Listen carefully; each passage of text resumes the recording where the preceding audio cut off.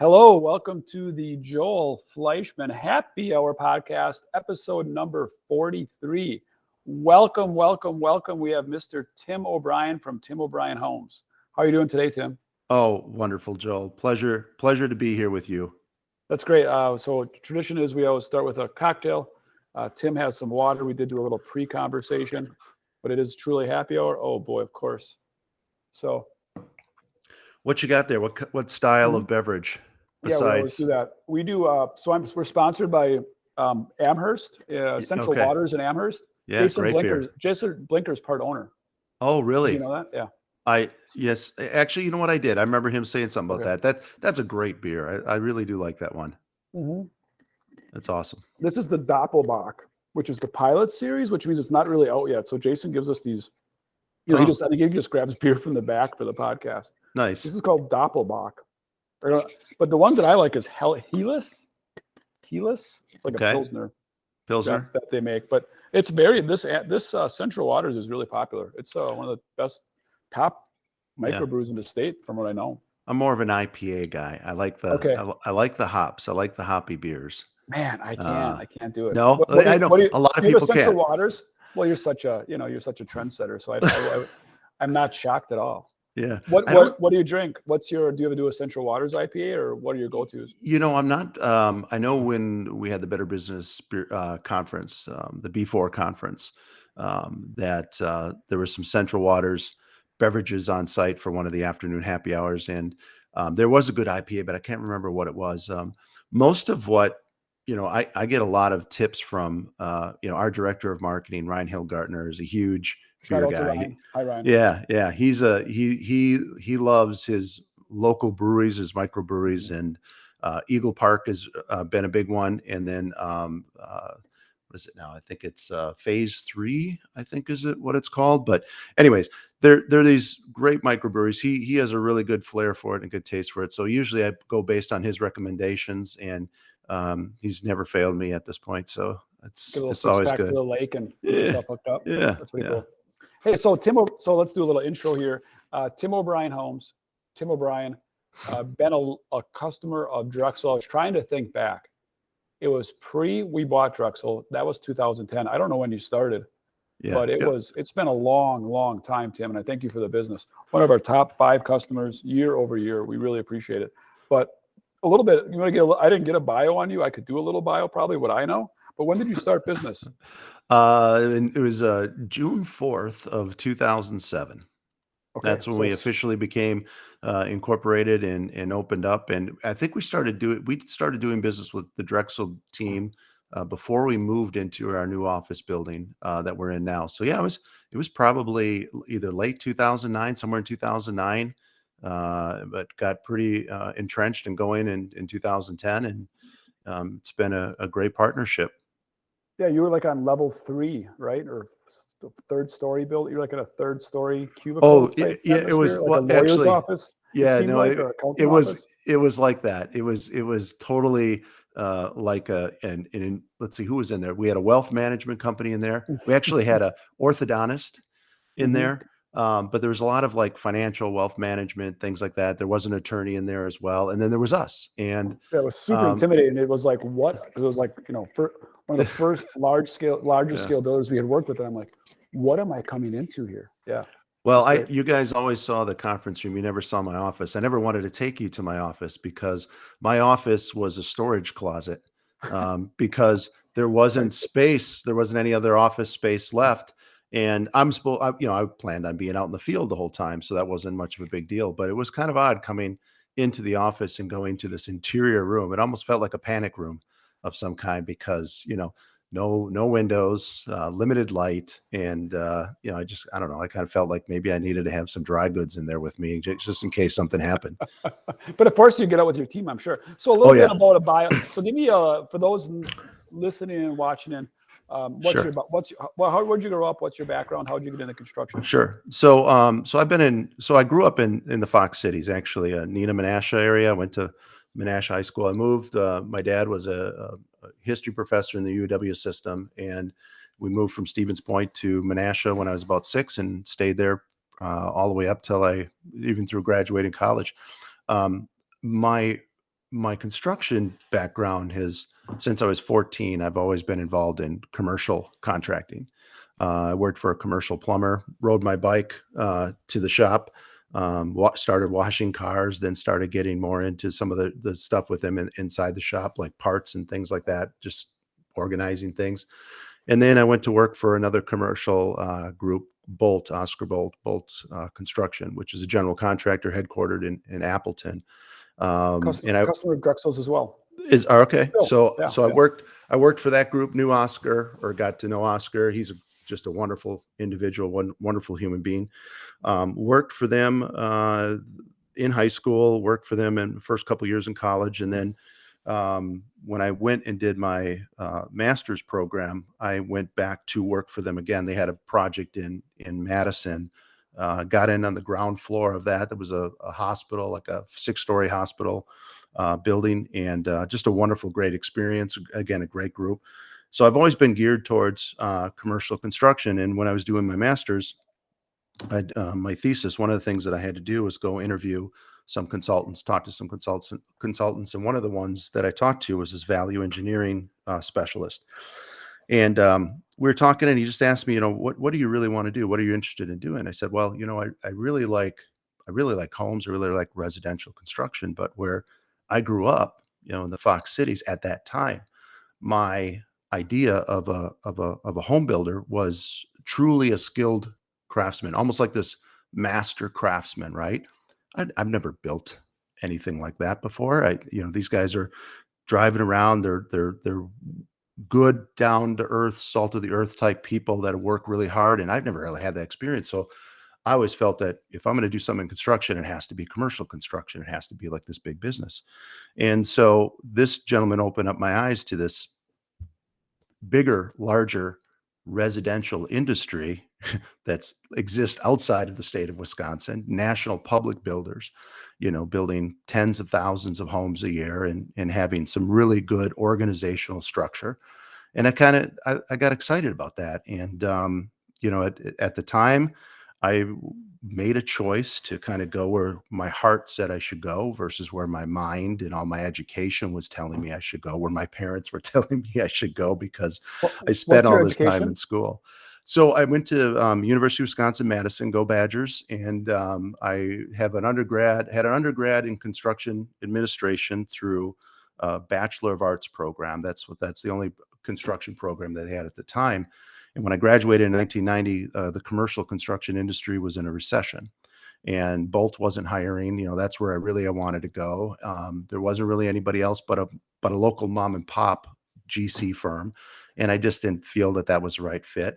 So both my parents have post-secondary education, and I knew at some point I was going to do that. I said, well, I had a girlfriend at the time who was making good money.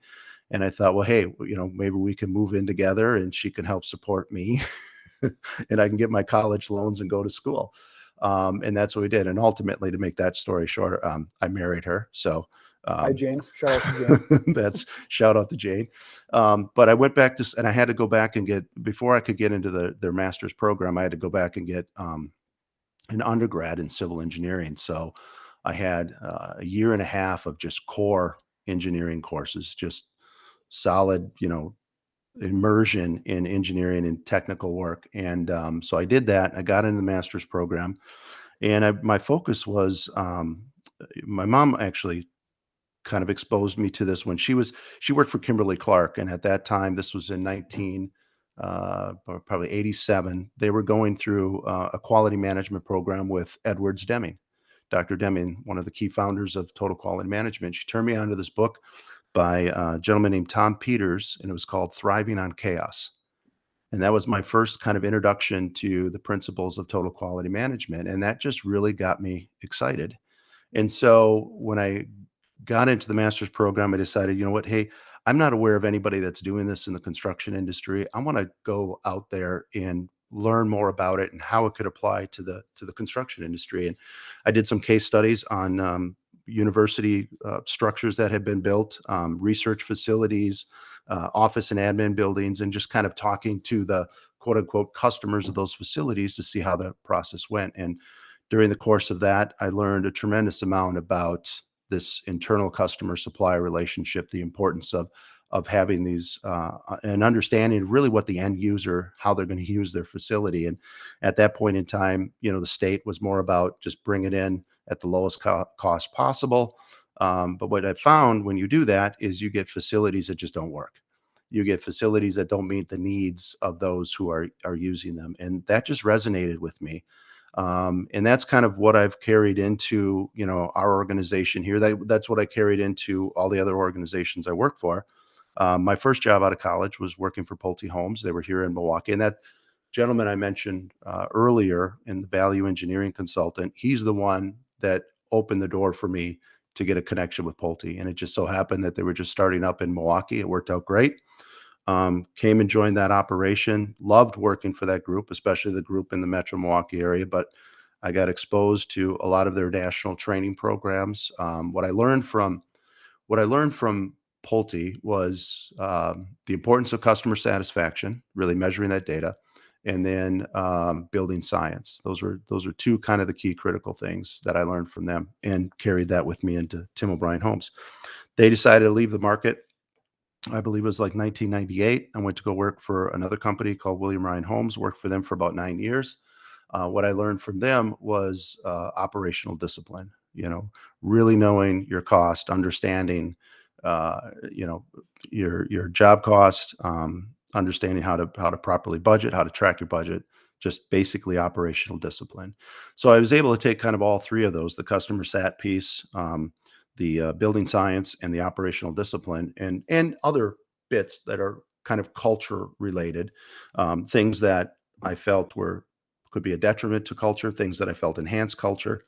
And I was able to take all of that learning and bring it in to start a new organization, a new company built around the customer experience, using the basic principles of building science to build higher performing homes, and really focusing on that culture.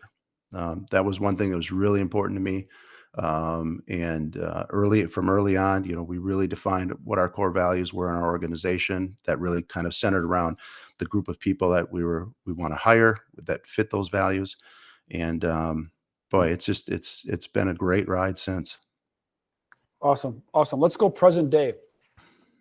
I love some things you said, because the things that when I've worked with your company for over a decade, culture, organizational skills, customer satisfaction, I know them are super important to you. But you're also somewhat on a scale. You do a lot of homes. So people not listening, 2021, what is Tim O'Brien about today? And I know you're not about volume. You're about each individual home. I know you'd be the first person to say that. But how many homes do you do? What markets are you in? And maybe if I was thinking about building with you, what's your elevator speech? So That's kind of fun. Okay, so we're in Milwaukee and Madison. We went into Madison, so we've been in Milwaukee obviously since 2007. We went into Madison in 2012, January 1st. Right now, this year, our typical sweet spot is about 120 homes in Milwaukee area and about 80 homes in Madison, and we're going to be pretty much on that for this year. But to your point, it's not about the volume for us. Obviously, as you know, in this industry, there's a lot of risk in the home building industry. So, profitability, focus on profitability and controlling your cost is key to survival in this. And you pack away stuff for that day that comes, that's going to be a lot tougher to get through. So that's what we focus on. But also we focus on building high performance homes. And what I mean by that is, early on when we started this organization, Tim O'Brien Homes, my partner, Matt Newman, and I made a commitment to energy efficiency and green home building. And not only just a commitment in that strategy, but a commitment to back it up with a third-party certification program. And every home that we built since June of 2007 has fallen under that strategy, that guideline, that third-party verification. But with that, though, we felt that this should be the way that you just build homes. It doesn't have to come at a huge premium. Of course, you've got to be able to demonstrate the value to your customers and what you're building. They have to be wanting to pay, because we're not the dollar per square foot builder. We're not the cheapest in town, nor do we ever, proclaim we are cheaper than anybody else in the market. We talk about value. We talk about what we can contribute to to our homeowners. And we also talk about the total cost of home ownership. It's not just it's the cost to build. It's what's the cost to maintain it, what's the cost to provide utilities to it, and then there's also other intangibles that only customers can assign value to, kind of peace of mind related, and that's comfort. We focus a lot more. We focus on indoor air quality. We really try to elevate that message a little bit more. It's always been there in what we've done. I don't think we've talked about it as much as we could, especially with what's happened with COVID and people living more indoors. And if you're going to work from home, you're spending a lot more time in your home, and the quality of that air in your home has to be a good quality air. And typically, homes don't have good quality air. There's a lot of infiltration that comes in through the walls that brings all this dirt and dander and all of this other crud that might be in a wall system into your home. We really focus on mitigating air infiltration and focus on bringing in fresh air and filtering that air. That's pretty much kind of our elevator speech. Is we are focused on building value-based, green and energy certified homes, and we continue to uh, tweak those dials. We want to continue to get better. We're not satisfied ever. With where we are. We always think there's more opportunity to get better at what we do, and that's kind of our continuation of what we want to do in the marketplace. So I'm Tom and Mary, and I'm thinking about building with you. And you use the word value and green, energy efficient, if you will. Simplified word for me, but I know you probably wouldn't use that word yourself. But the what are some things that you do specifically different than? And I'm not picking on any other builder, but Yep. these are the things that why I'm not the cheapest because of X, Y, Z. What are maybe 2 or 3 leading things that you would say? Well, the first thing is the most cost efficient way to build an energy efficient home is to focus on air infiltration, and it's just attention to detail at the end of the day, and it's the systems of how you build we don't look at building a home as pieces and parts. We look at it as a system, and all of these systems need to function well together. And so when we look at it as a system, we can build a better airtight home. We really focus on the number of air changes per hour. We try to drive that down, and then of course bring in that fresh air ventilation into the home. But we really focus on first driving down consumption. That's the key. Drive down consumption, and then if you want to What do you mean by consumption? so that again, that would be the air infiltration is the big one because that's your heating and cooling, right? So Mhm. if you've got air infiltration coming in your home, your furnace is not only battling with kind of this radiant heat or the cold that's just transferring through the walls. You're dealing with the air that's coming in with it, and if you can mitigate that air or essentially eliminate it, your heating and cooling costs drop dramatically. Then the next thing is, as you build a tight home, you've got to think about what you're trapping inside. And so radon is a big part of that. So we use a active radon system in every home we've built since, oh my gosh, it's probably going back to 2014, 2013.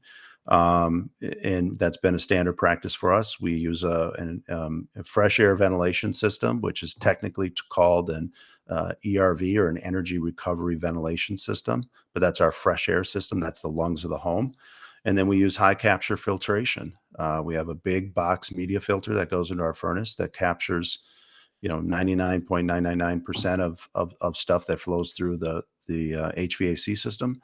But really focus on the big thing is comfort, indoor air quality, and certainty in your utility bills, predictability of what you're going to have to pay for in your home. Again, total cost of home ownership, not what it costs the first time to build it. What does it cost to maintain and take care of it? Smart. What you had mentioned customer satisfaction, that you learned that, understand that. I know you guys do that very well. We don't do that very well at Drexel. You know that you're a very good component. Besides me just calling you once in a while and picking your brain, we don't have surveys, we don't have charts, we don't have graphs. I wish we did have metrics. What kind of metrics do you use as a builder to know your homeowners are satisfied? I know it's beyond just shake their hand at the end and give them a bottle of wine and say thanks. Yeah. What kind of metrics do you use if you're willing to share those? Yeah, that's a great question, because I think that's the metric piece, the KPI piece is so important.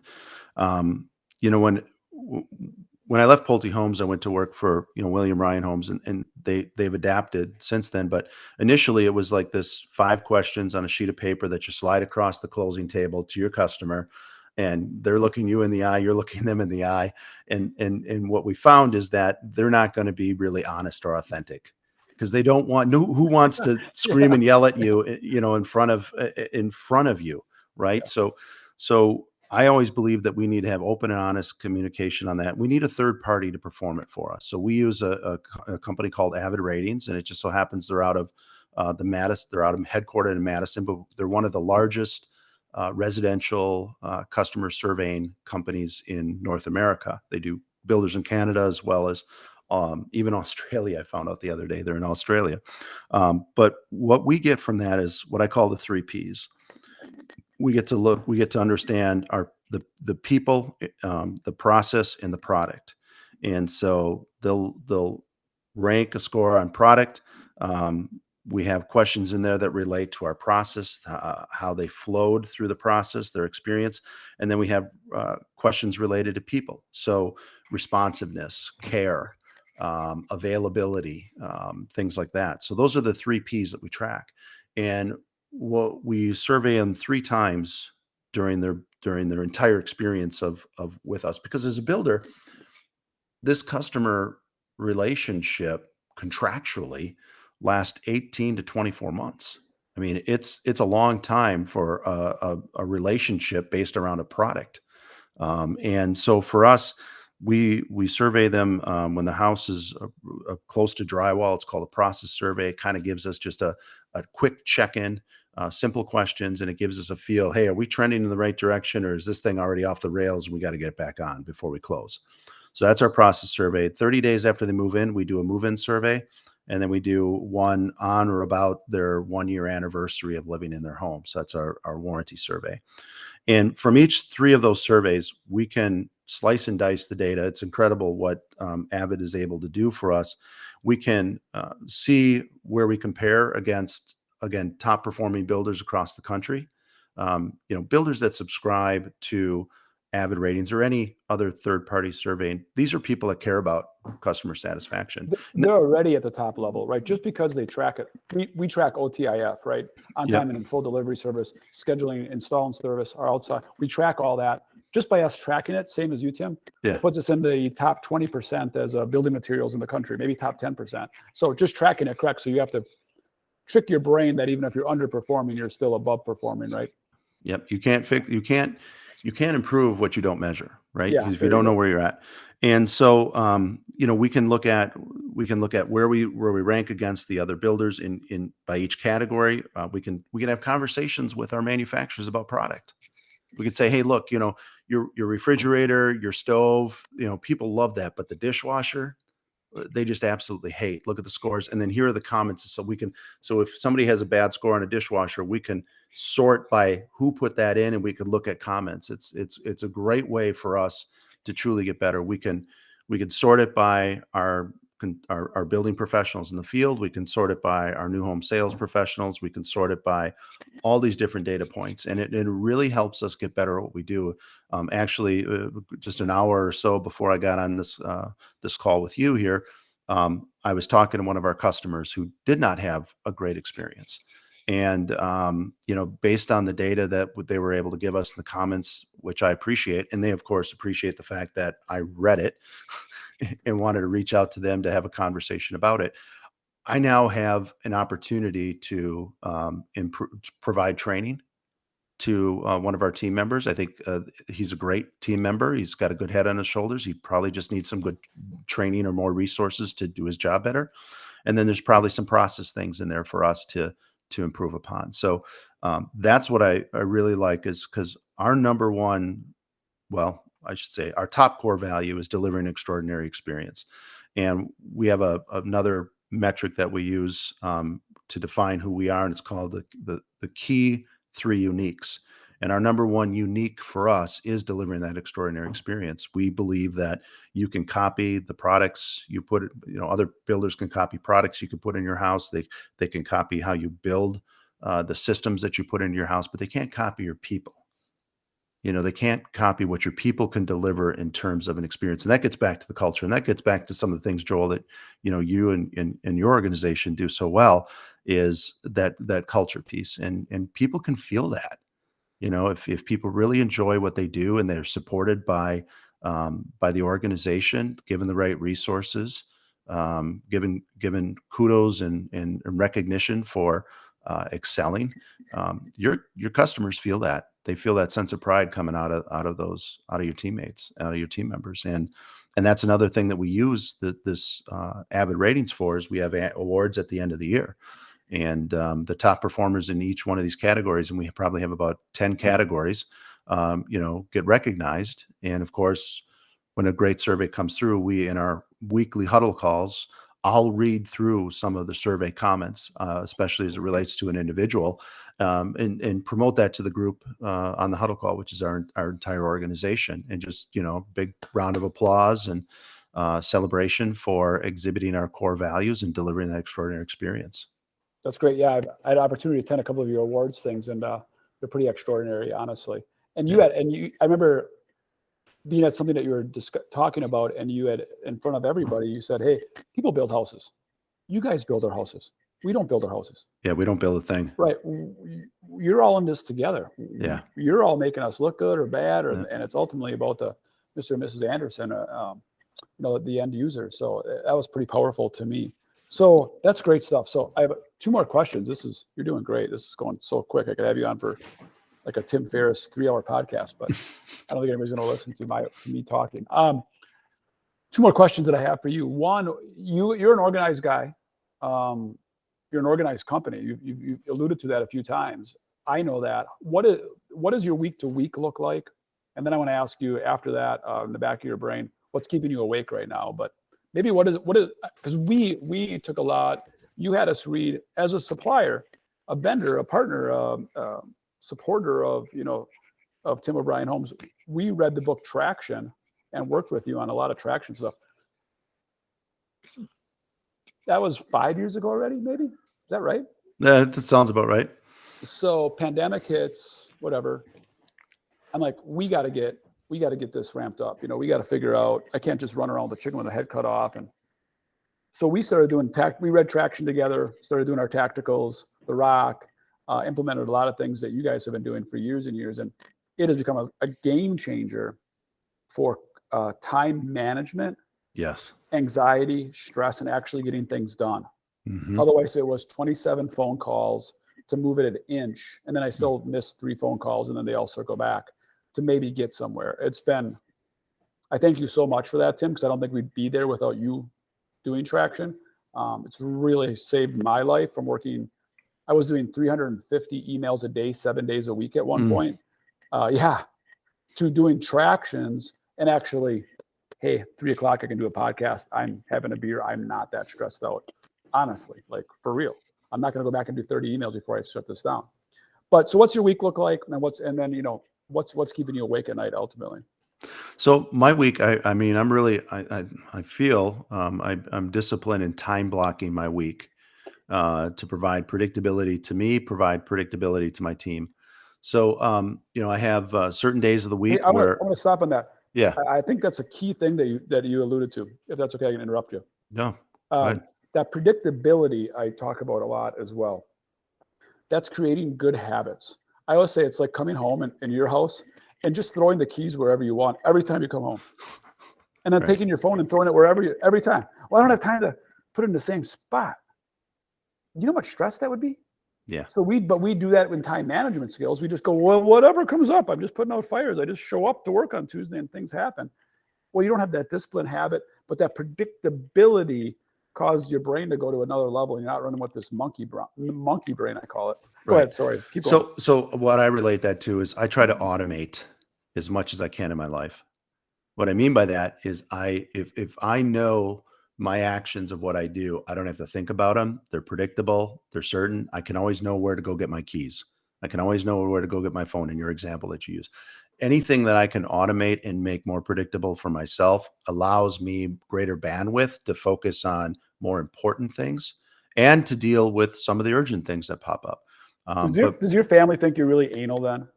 Because mine Uh, does. Like really, like I have to do like the pantry thing. Like I'm almost OCD, but I'm like, yeah. it just calms my brain. So is your immediate family kind of be like, man, dad's out there somewhere, or dad's Yes. got to have his coffee at 6:41 a.m. or whatever that is. What my wife sometimes says to me is, why, be out in the yard doing something, or I on the house, fixing something. She goes, why are you doing this? Why don't you hire someone? Or why are you taking it to this level? And then I'll look and I'll smile. She goes, oh, this is a Timism. Then what that stands for is, this is only something Tim would do. Nobody else does this. Just, it's important to Tim, Little source of pride. yeah, that's Yeah. exactly, that's how I look at it, Joel. Of course, I like to look back and see what I did, even if it's painting some window trim or, doing something. I enjoy working with my hands, and I enjoy looking back at what I did. But anyways, my week, Yeah, sorry. I time block project time. So pretty much I try to get all of my meetings on Tuesdays and Thursdays, whether that's peer group meetings or in-office meetings or whatever it might be.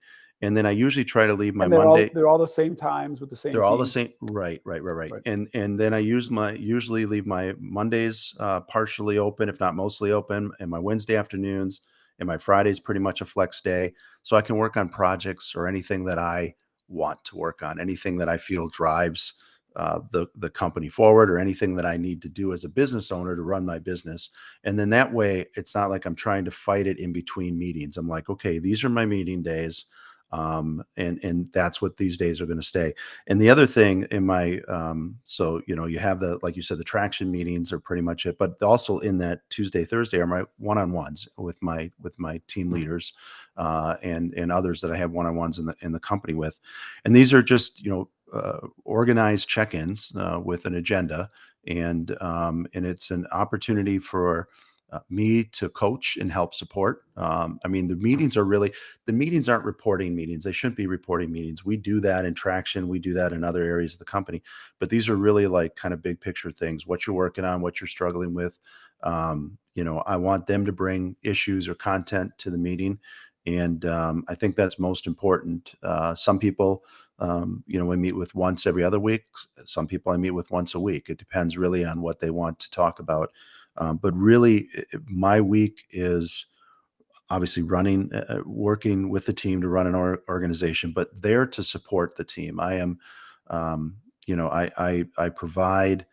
I want to make sure that I provide the resources that they need to do their job effectively, and help them coach them through any problems. Not solve their problems, but coach them through the problems by asking a lot of how and what questions, right?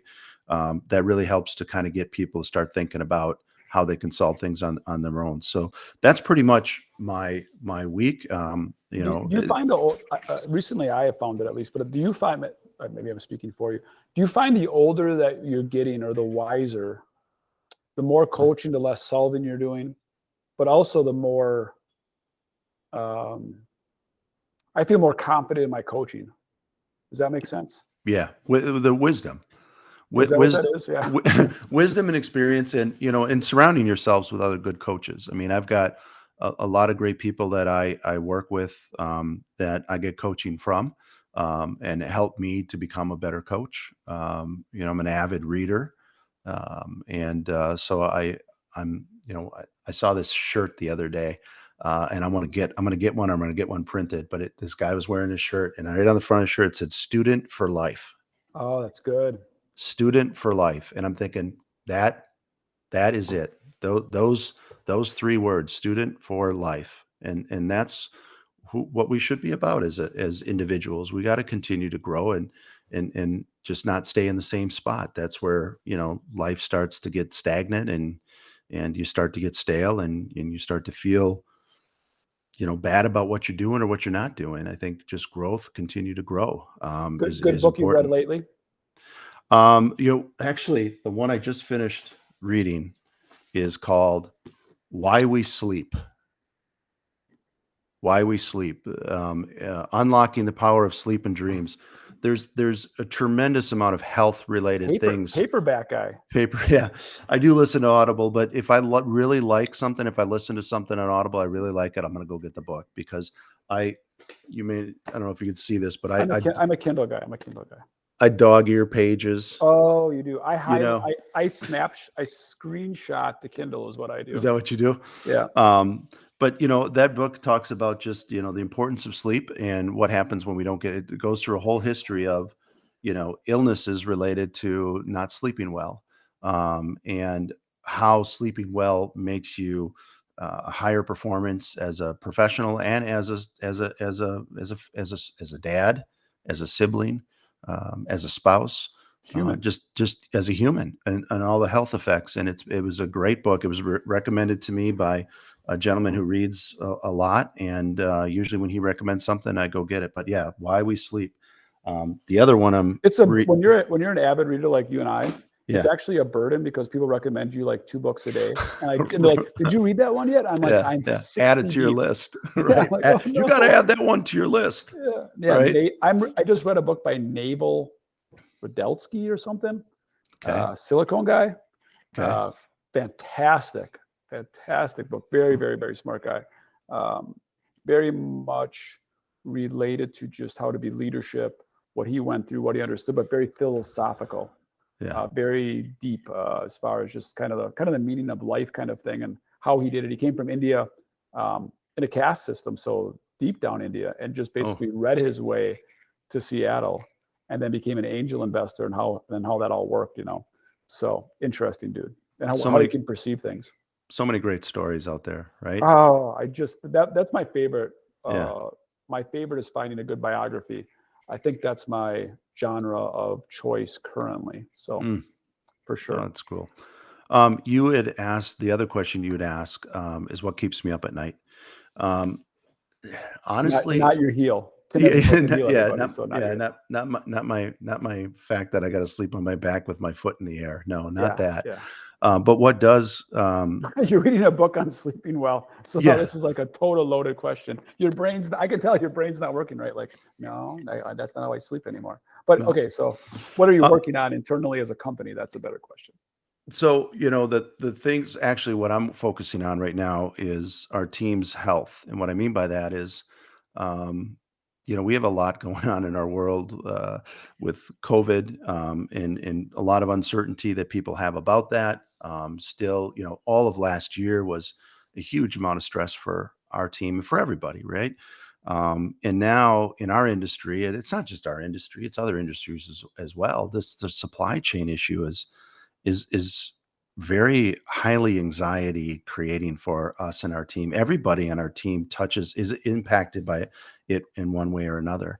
Our And industry is wound so tight right now. oh my gosh, Tim, so tight. It's so funny you said that. And you and I aligned so many times, and maybe that's why I've had you on my podcast.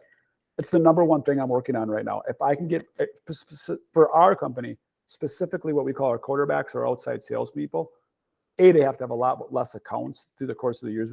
We've managed them to grow their accounts and prospect. Stupidest thing we should have done. We should have went more like investment firm. Tim Balder takes care of your account. We're awesome. working. He is a great guy. Hi, Tim. Shout out. I know he'll listen. We're working with Tim to someday only have your account. Right. And then what happens if Tim fires me? We're going to back you up with a salary so you can, bridge that gap. Yep. But for years we had your account, and then Tim, what else are you working on? Where else are you going to get it from? Maybe someday we'll give you some support if you get a couple more accounts. Well, when is that? When's that trigger? But what we realized was it was actually horrible. We get him more support, which meant what? More revenue, which meant what? More customers, which meant what? More support. Endless cycle. He makes a lot of money, but guess what? This is what we were missing, Tim. Eyeballs, time, stress, health, happiness. There's only so many conversations he can have. There's only so many job sites you can visit. That's a finite number, not an infinite number. Yep. And that's what we had to fix. We're fixing as a company. It's going to take years to unravel. But the health, happiness of our team and our industry, we're just building homes, everybody. But go ahead. Yeah, go ahead. Extrapolate what you're saying. But that's it. I mean, it's the anxiety and the stress. And we've seen it kind of blow up in our organization, just leak out a little bit, right? Not a huge blow up, but a little bit of a leak of it. And you're like, okay, well, there's a ticking time bomb. We got to address this. We got to sit down with this person to really either get them some additional coaching, some additional help, some support is what I mean. They have a problem that's generated by the situation that and circumstances that we all seem to be in. And I'm highly sensitive to that because I don't want people to burn out. I don't want people to get compassion fatigue.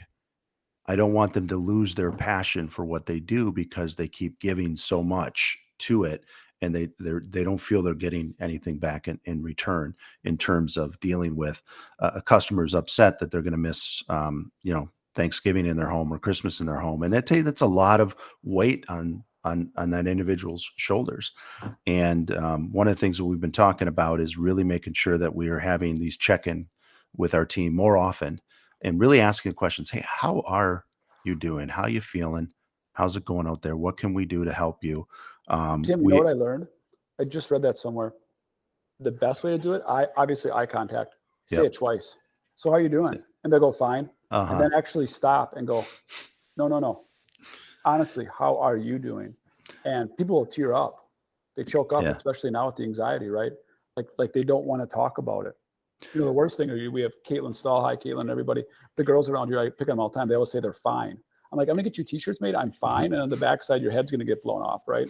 Like, oh my gosh, it's fine. Do you know what the FINE is an acronym for? No, I don't. Feelings inside, not expressed. I'm using it. I'm using that every day. I'm fine. I'm fine. 3 days later, you're in my office. Oh my God, what?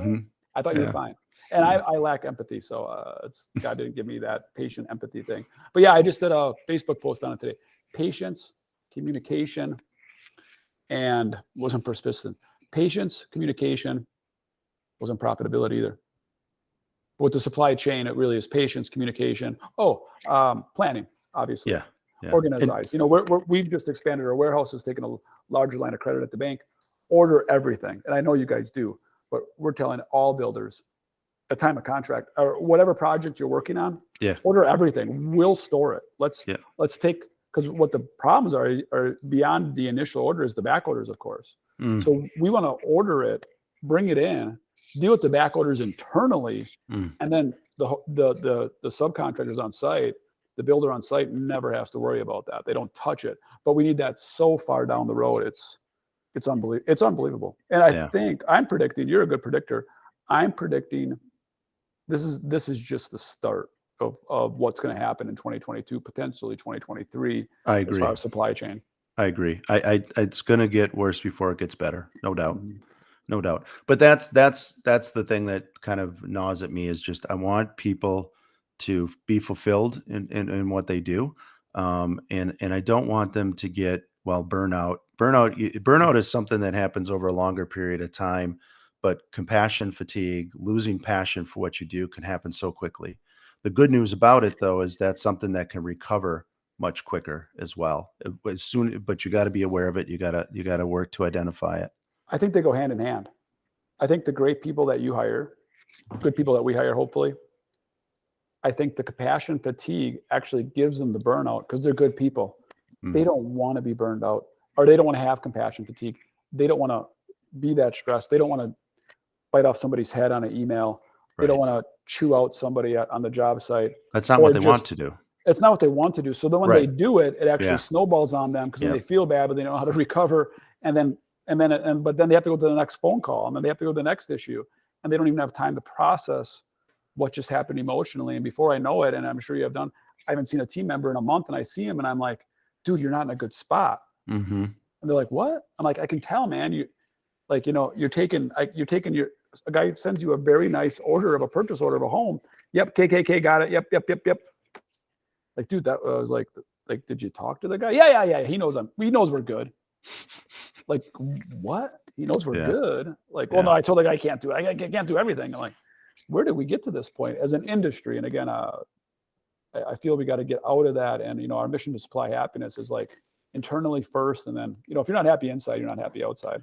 right? Like just like they say, if you're live in a home that isn't happy, you're not going to be happy at work. If you're Oh, not happy in your organization, you're not going to be happy in the people that you work with. that's It's the so analogy I've been using with important. our quarterbacks. They're Yeah. like, I feel a culture of our company is we have a lot of people that do have a ton of fun in our company.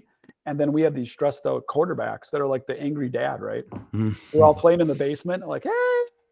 And then dad comes in, you're like, oh my God, is he in a good mood? Bad mood? What's going to happen? Oh, which I'm sure, project managers, at least maybe not in your company, but in most companies, they kind of are the salesman for you, if you will. I know they're not the salesman. They're the ones with the burden of building that house, Yep. right? And A lot them of are the guys with responsibility. a lot of responsibility and widgets and everything coming at them. And is dad in a good mood today or is he in a bad mood? Because if the project manager's in a good mood, we're all going to be in a good mood. If he's in a hellhole, I don't want to be on the site. Like, Mhm. but again, they're the dad, they're the mom, they're the patriarch, they're the The matriarch, lead. the lead. So we got to get them all in a good spot. I don't know. We know the secret sauce for our company is just more of the salesman. If somebody would quit, we would just give Tim Mulder more accounts because he's a great salesman. I'm like, that is so fundamentally dumb, which is similar to again, maybe not your company, but other builders, or I've seen, right? We got another subdivision. Well, who's taking care of that subdivision? Well, Tim, he's great. Yeah. Well, how many houses is Tim running? Well, I don't know, but he's the best one we got. I got a bunch of newbies. They can't take care of that subdivision. He never complains. Yeah. I've got one of those guys right now that he worries me the most because he never complains. Yeah. And I'm then worried everybody about him just the gives them most. more, right? I'll Yeah. come to that Yeah. meeting. He'll I'll be over there tonight. Don't worry about it. Yeah. I'll be there for you. He's the guy that's always there for everybody. Yeah. And you could see over time stress building up, but he's like, no, I'm good. Yeah. So we're actually forcing these guys to take less accounts and girls. Yeah. As it's coming up. So last thing, we got to wrap up. I could do this all day. We always ask every person that's ever been on my podcast, 43 of them. You have Tim Ferriss, we stole that from. One big giant billboard. Gets seen universally, if you will, or stays up a long time. You can put anything you want on it. What's on it? Lord. Oh, I didn't. I just dropped this on you. I didn't debrief you on this. No, you didn't debrief me on this. Is that typically how this goes? Yeah, I have Holden Surley. He's our executive producer. He sends you an email of prepared questions and very nice. Yeah. I didn't do that. I just said, hey, come on my pod. So yeah, I'll just drop it on you. That's okay. You're a deep thinker. One thing that when you start a company, right? You know this, and you pour your life into it. You want to see it succeed. It's your baby. You feel like it's a big part of you. I shouldn't say what I lost track of is other things around me that are more important. Family, social, being present. And if I was going to put something up on a billboard, it would say, be present, be in the space where your feet are. And when you are, you can bring more into your senses. You can appreciate the now. You can, not the past, not the future, be in the present. And one of the things I missed in doing all of this was a lot of my kids growing up, and it's like, holy cow, who are you? Look at how fast you've grown up. And I missed opportunities to really be present with them. And it's hard to go back, and you can't go back and get it, but it's hard to even try to recreate it again. And I've been spending a tremendous amount of time rebuilding that with my children. And so the one thing I would say, and one thing I wish that somebody would have really beat into me earlier on, is really just about being present. Use your senses in the moment that you're there. You can, it's so freeing. It's the mindfulness of it. You take in truly the beauty of what's around you, and you don't just drive by it. You don't just walk by it. You don't just miss it. Be present. Be present.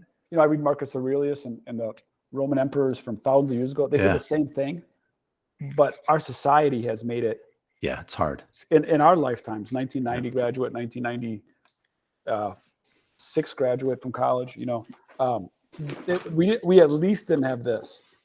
And I feel bad for all these generations that have this, because it is so hard to be present. It is so hard to just be there in the moment. But man, so powerful. Absolutely. Especially with young families. Another book I'm reading is a book called Indistractable. and how to control your attention and choose your life. And it really speaks to these emails that we feel we have to get to, the phone, the text. Anytime we get a notification on our phone, Facebook, somebody posted on Facebook, oh geez, I got to drop what I'm doing and go see what it is.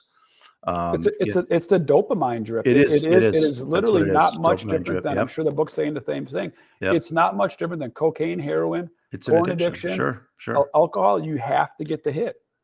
I would hate, and I'm the same way. I actually tried not to go on my phone for the first hour of the day this week. I tried it. My brain was screaming at me. How ridiculous.